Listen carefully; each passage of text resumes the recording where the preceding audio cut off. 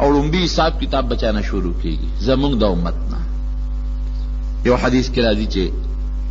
حساب کتاب شروع کیږي نو اعلان به وکړي چې د پیغمبر علیه السلام نوم چې د هغه امت ته مخکې شي،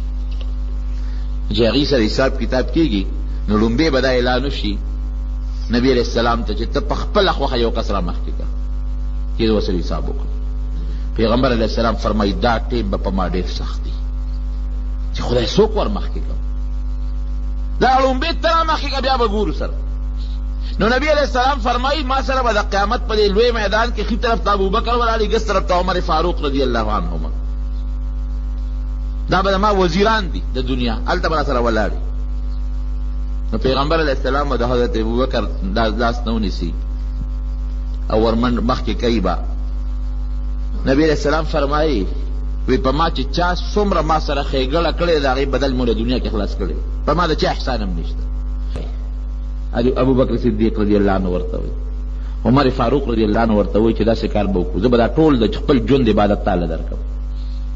ټول منځونه، روجې، حج او د هغې نه علاوه جهاد چې څومره کافران مې وجلي دي، څومره نیکۍ مې کړي دي، ټولې تا ته بخم، تاله درکوم او تا نه یو وړه نیکي غواړم، ټوټۍ نیکي ده نه غواړم، او زما د ژوند کې څومره نیکۍ منځونه او صدقې او دا کافر مې وجلي دي، جهادونه مې کړي دي، نبي علیہ السلام سره ملګرتیا مې ټول درته بخم. ابوبکر صدیق رضی الله عنه څه نیکي غواړي؟ وی هغه درې شپې چې تا د پیغمبر علیه السلام سره په غار ثور کې تېرې کړي دي، حق راته راوبخه، زه تا ته دا د خپل ژوند ټولې نیکۍ بخم.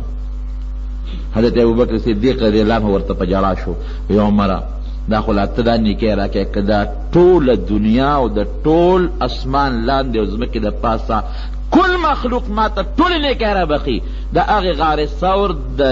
دریو شپو خو څه کوي چې د یو ساعت هغه سیکنډ او منټ نیکۍ به هم ورته ونه بخم. خو په ما یې الله یو احسان کړی دی، هغه فضل په ما خدای کړی دی چې نبي علیہ السلام په دا غار کې د ما سینې ته ډډه والې ده. واقعي صحابه او پیغمبر علیہ السلام سره ډېرې حقیقت تا دی محنت کړی دی، ډېره مرګرتیا او ډېرې قربانۍ کړی دی، لیکن فرمایي چې د هر چا بدن مې دنیا کې خلاص که سوا د ابوبکر صدیق رضی الله عنه، د هغه د احسان بدل به هغه له خدای د قیامت په میدان کې خلاصوي. نو راکاږي بیا او بیا به ابوبکر هلته یېرېږي رضی الله عنه، خدای سره به څوک حساب کتاب کوي، ما مخکې کوه او د خدای رسوله ولې د رسوایي به دې راشي د امته،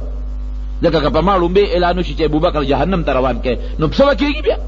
امت به ټول رسوا شي، ما به مخکې کوه بل څوک ور مخکې که زه خو ډېر ګناهګار یم، د خدای دربار کې نشم ودرېدی، او نبي اسلام به هم جاري راکاږي به دی به هم جاري لاس به رستو کوي چې واقعي ابوبکر غوندې سړی په حساب کتاب کې فیل شو، ګټي به څوک؟ ابه نه مخکې کېږي او دی کې به جناب د الله د طرف نه الله به آواز وکړي، ای حبیبه تا نه دروغجن کوم، الله تا نه دروغجن کوم، ځکه تا په خپله فرمایلی دي چې ابوبکر فی الجنه، ابوبکر جنتی دی. د لسو کسانو نوم پیغمبر علیه السلام په یو مجلس کې اغشتی دی چې دا لس کسان جنتیان دي، یو پکې ابوبکر صدیق رضی الله عنه دی، سردار یې دی، تا د نوم اغشی دی جنتی دی، تا نه دروغجن کوم، زه ابوبکر دی بی حسابه بی کتابه جنت ته لاړ شي، هغه اویا زره به شروع شي ځي جنت بی حسابه بی کتابه، بیا به چا نیکۍ درنې دي ابه جنت ته ځي، د چا نیکۍ سپکې دي ابه جهنم ته روانېږي. دغه د خدای حساب کتاب دی. نو عایشه صدیقې رضی الله عنها د نبي علیہ السلام نه تپوس وکړو، او دا تپوس حضرت زید، حضرت یو صحابي دی د پیغمبر علیہ السلام، حضرت انس رضی الله عنه هغه هم کړی دی چې د خدای رسوله د قیامت په میدان کې موږ به د کم ځای ګورو، کم ځای به دې ګورو، ځای راته وښایه. وی دریو ځایونو نه خطا کېږم، د میزان تلې سره مې ګورئ، د حوض کوثر په غاړه مې ګورئ، او چې کوم پل صراط دی دغه ځای کې مې ګورئ، دې دریو ځایونو کې به یو ځای کې زه خامخا موجود یم، دې نه خطا کېږم. ور صحابو ته د ځای تپوس هم کړی دی، د غرنګي مونږ ته هم دا پته ولګېده چې نبي علیہ السلام تکلیف پېښې دی دریو ځایونو کې به، خو چې پیغمبر علیہ السلام سره خو هم د سترګو لګولو څه شان پرېښي هلکه نه، څه شان خو مونږ پرېښي که نه، و سترګو لګولو شان هم نه دی پرېښي، او بیا هم ورپسې په محشر په میدان کې منډې وو. ای د دنیا په دې 5 ورځو دپاره موږ څه ناروانه کوو ورونو، څه لږ څه ژوند دی. زمونږ نیکونه څه شو، زمونږ هغه پلاران څه شو، زمونږ هغه مشران څه شو، زمونږ هغه رشته داران څه شو. خپلو سترګو سره مونږ ته پته لګي چې قبرونو کې هم دفن کړل. دې مقبرې ته وګورئ څومره خلک پکې پراته دي. دې لږ ژوند دپاره، د معمولي زندګۍ دپاره، د دې لږ ژوند دپاره مونږ څومره څه هسې خپلو کې خبره کوو. که زما خپل کوري په یو درس کې جوړوم که نه، که ستا کوري په یو درس کې جوړی که نه جوړی، لیکن دا د خدای کور څومره موده شو. داسې یو خبره کوم، دا به خدای انشاءالله اوس روان دی جوړ بشي. دغه زموږ د خدای سره معامله ده که که خپل بچی مې دی، دا پرېږده وځه، خپل بچی مې دی، غرمې له وله کم نمبر ډوډۍ راوړم، خپل بچی دی، غرمې له وله چې سکول د یونیفارم او د مسلې راشي بهترینه جوړوله پیدا کړې که نه، بازار کې ګرځې ښه جوړوله راکړه، او کور کې د خوا سره یتیم دی، مسکین دی، فقیر دی، هغه له ورکوې ډوډۍ، هغه چې د جامه جوړه دی واغېسته.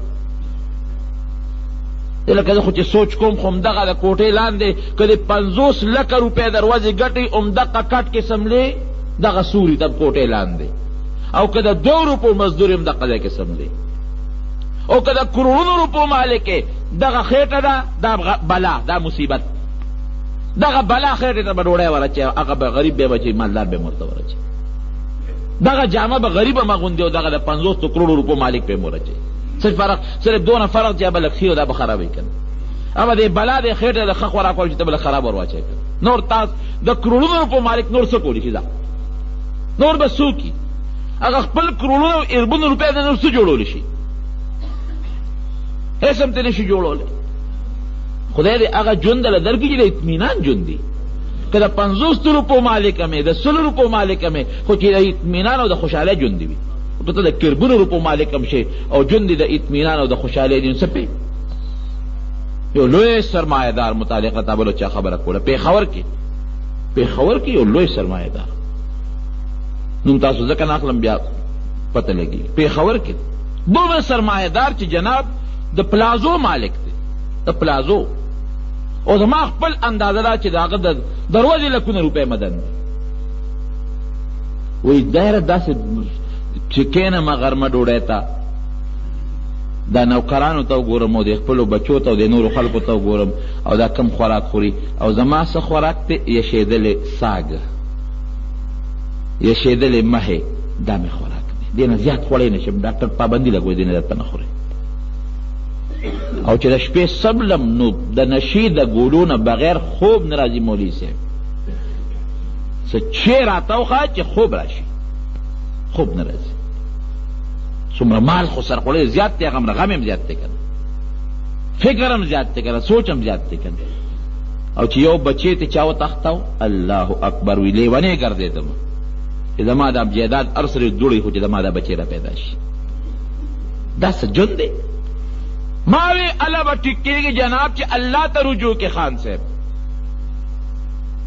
تا چې تر څو خدای ته رجوع نه کړې نه ټیک کېږي.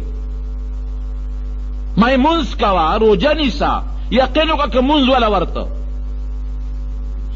حج دې کړی دی نجي نه مې دی کړی، الله دومره دولت او تا د حضور پاک مبارک ملاقات نه دی کړی.